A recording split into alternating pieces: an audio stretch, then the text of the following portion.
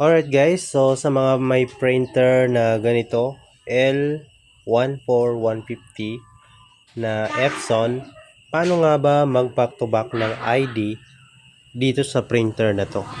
So kakaiba ito kasi hindi ito kagaya ng ibang mga regular na printer na kapag magba-back to back ka ng ID is pa ganito.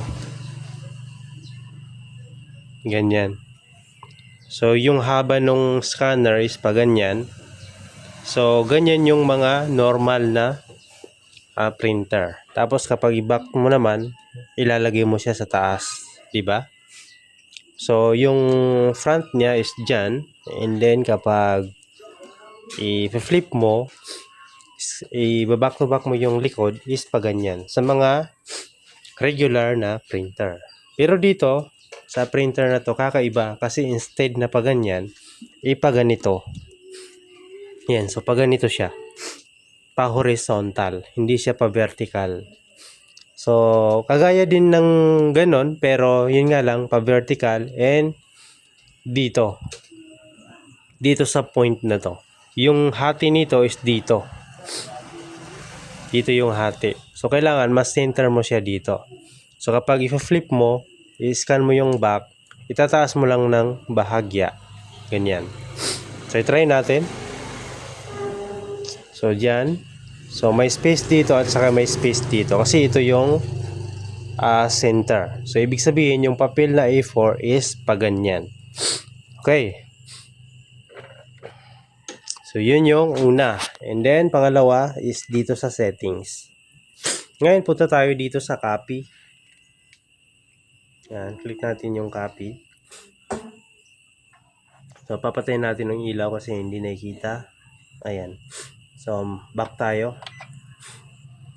So ayan. So punta tayo dito sa copy. Click natin yung copy. And then kapag color, click mo lang yung color. Ayan. Pero kung black and white, click mo lang yung B&W. So for example, color. Ayan. Color natin, and then punta tayo sa adjust settings, click natin, and then dito hahanapin natin yung pang ID. Ayan, ID copy. So i-activate lang natin yan, click natin yan para ma-on, and then okay.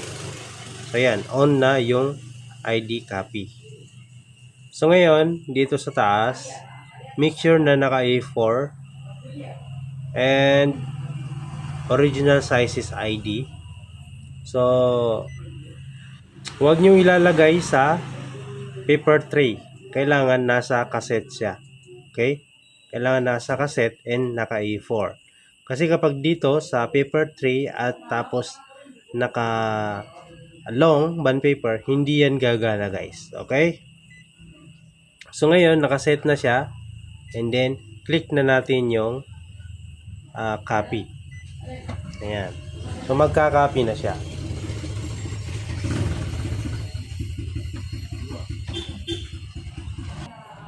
Ayan. So, ngayon, natapos na niyang ma-scan yung front. So, ngayon, i-flip natin yung ating ID para ma-scan naman niya yung back. So, mula dito sa baba, i-flip mo tapos iangat mo ng konti dito sa taas para makuha niya yung saktong paper, and then start scanning ulit. Ayan, so mag-i-scan na siya. After that, automatically na lalabas yung ipinrint mong back to back na ID. Alright, so antayin natin. Ayan guys, so nagpa-print na siya, palabas na yung ating ID na pinrint.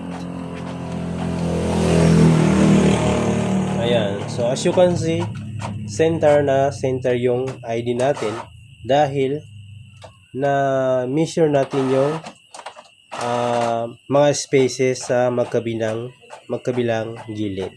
Okay, so ganun lang guys, mag back to back ng ID dito sa L14150 Epson na printer. Alright.